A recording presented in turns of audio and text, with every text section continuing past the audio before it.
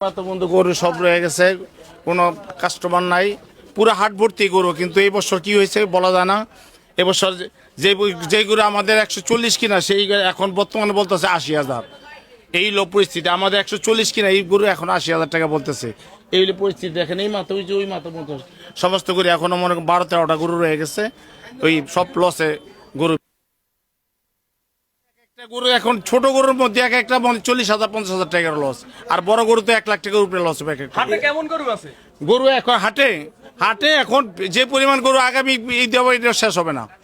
আচ্ছা আচ্ছা, আগামী ঈদেও শেষ হবে না। 27 সালের কুরবানি তো হ্যাঁ, 27 সালের কুরবানি তো শেষ হবে না। কোথায় থেকে এত গরু আসলো জানি না। আগে কখনো এমন হয়েছে? না না, কোনো আমি তো এই 4-5 বছর এই লাইনে, কিন্তু এত গরু কোনোদিন আমি দেখি নাই গাবতলী হাটে। এই সময় কেমন গরু থাকলে মানে আপনাদের ব্যবসা ভালো এখন হতো? এই সময় আমরা গত বছর আজকের এই দিনে গরু শর্ট ছিল গত বছর, আর এই বছর যে গরু আছে এই বছর আগামী আগামী কুরবানিতে 27 সালে কুরবানি তো শেষ হবে না। এরকম হওয়ার কারণটা কি? আল্লাহ জানে।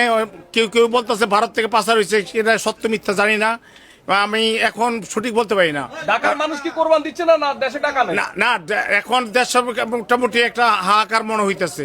আর সম্ভবত বাইরে মিডল ইস্টে যে অনেক বেশি সমস্যা এই যুদ্ধের কারণে, হয়তো অনেকে রেমিটেন্স যোদ্ধারা তারা টাকা পাঠাইতে পারে না, অনেকে কুরবানি দিতেছে না, এইটি মনে হয় বেশি সম্ভবত।